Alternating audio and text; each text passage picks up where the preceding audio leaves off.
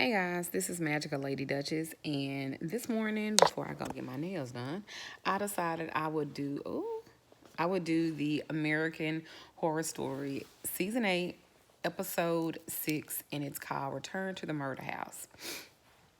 All right, so let me just get right into it. First, it starts off with Madison and Behold, the Warlock Behold. They go to purchase the home that they went to Louisiana to find out information about Michael. That scene where the realtor was like, I have a legal obligation to tell y'all that 36 people either died, became missing. Well, damn. Oh, that tickled me. And their response was pretty funny, too. All right, so they get to the house or whatever, um, and they literally have to do a spell for the ghosts to show themselves because they have a choice whether or not they want to be seen, which I truly believe that totally to be possible because I think that all energy and spirits are like that. So I think they was dead on the money about that. So they were able to conjure, which is what we do or whatever. They were able to conjure the spirits to show themselves, whether they want to be seen or not. So the creme de la creme was Miss Fiona. I'm sorry. Constance Langdon, Michael's grandmother. She was like, "This is my fucking house." I was like, "Okay then, girl." And did y'all know that Sarah Paulson actually directed this episode? So kudos to her cigarette smoking ass in every motherfucking movie episode. All right, so she said, "This is my fucking house." So, and then poor little Muir, Behold had to dig her up. She just, that little ginger head just don't never have no good experiences. But that was one of the best scenes too, because Constance was like, "I'm not gonna tell you anything about Michael until you get rid of the maid." And the maid had been buried there as well. Her name was Moore. And they dug her up or whatever, and they buried her next to her mother, which come to find out that she pulled the plug on her, and her mom forgave her, of course, because she was probably suffering and stuff. So anyway, after that happened, Sarah did a phenomenal job about that scene. Is it just me? Did she do a phenomenal job about that scene? So she did like the scene where the mom and they're like Maury, they're like walking away, and I thought that was so make me kind of wish I saw my mom like that. So anyway, but not right now. I don't want her to come now. Just wait a little bit. So Constance called Michael a garden variety serial killer because he kept killing all kind of birds and animals and shit, and she would have to bury them. She would have to bury them and and she would put a rose bush on top of it. Girl, that motherfucker had a whole goddamn planetarium of rose bushes. Fucking Michael look crazy ass. And then to add insult to injury, he grew 10 years like overnight. Because I think he was like maybe 3 or 4 or maybe 5. I doubt it though. But he turned like 10 years old overnight. She went in to wake him up because he was late for school. And he didn't grew up into the Michael Landon that you see now. And then he started like killing off people. She tried to get him exorcist, and he killed the priest. He also killed the babysitter, and she was just like, ugh. Then he woke her up choking the shit out of her. Like, and then she started to feel like he was done with her. Like her energy, her existence, her everything was based off of him. Because from the time he was born, he didn't have a mom, so she took him in and she wanted to be his mother. And she actually called herself the mother of freaks. So yeah.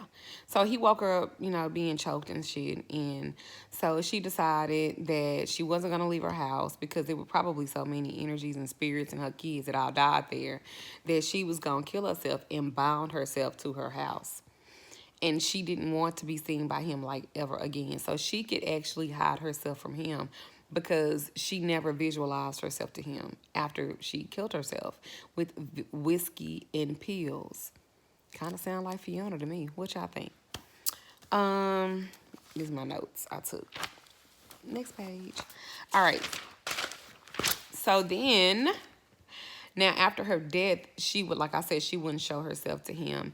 And then you have Ben Harmon. Remember him from the murder house? Yes. All right. So I'm not going to play with him crying and jerking off daily.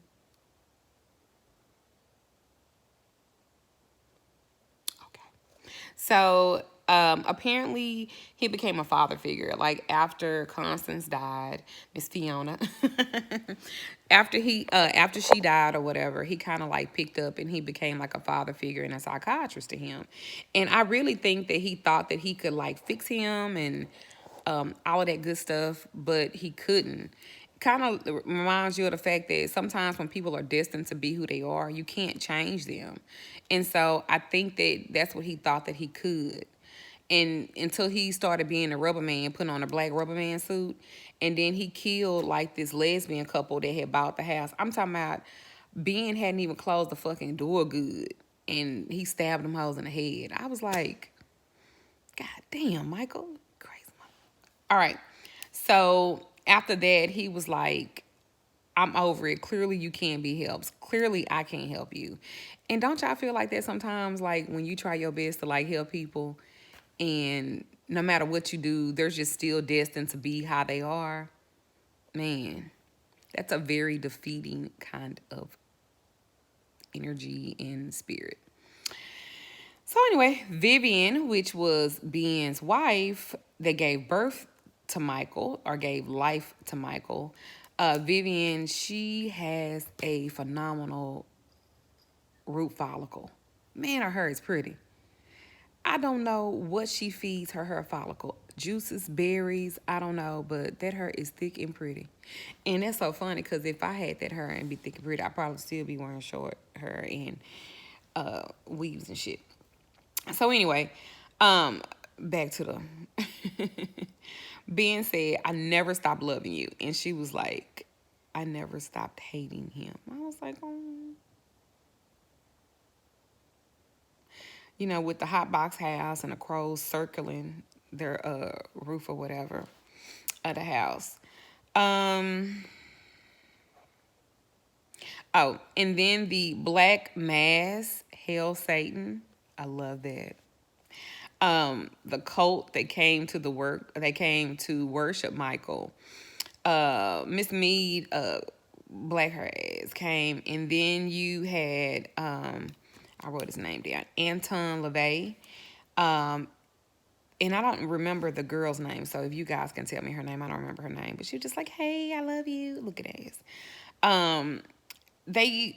Miss Mead on a rainy night goes to pick up this human sacrifice. I mean, a young lady. Just so happened to be on a bus stop in the rain with nobody around. Why the fuck was you in the rain at a bus stop with nobody around? Well, anyway, she gets in a damn car and she sees the cross reversed, turned upside down. And she was like,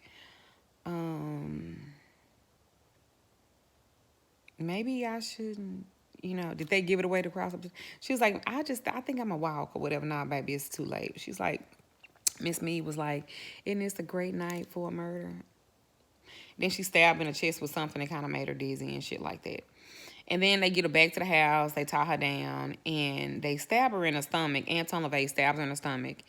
And he goes in from the stomach and rips out her beating heart. And as a sacrifice and offering, they give it to Michael as a way to honor him, and he bites into it. And then Satan, his father, which is a little thinner than I thought that he would be. I mean, he's a little bit thinner. I thought that he would be a bigger guy. He kind of like appears in the back, and they're like, oh my God, heal Satan. And so after that, Vivian tried to kill Michael, but girl, you can't sneak up on him with a knife, and he didn't bit that hard and shit. He got Satan humanistic powers, girl. So then Tate came and he saved her. He put her out. But the thing is, Tate and Vivian, I think that's their son. Although Tate was like, you didn't come from my nutsack. So I don't think that Tate or Ben was a father. Of course Satan was. And I think that, in my opinion, Michael was the result of all of the shit that was going on in that house. The house is what birthed him, that evilness in him, if you want to say. Even though I don't believe in the word necessarily evil, but that's what applies in particular to this. So, what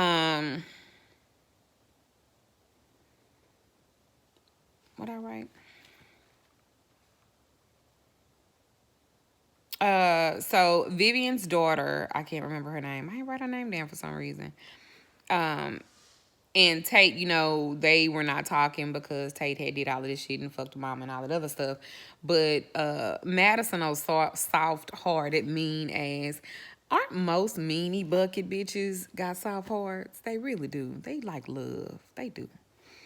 And so, anyway, Madison got them together at the end, and they were kind of like,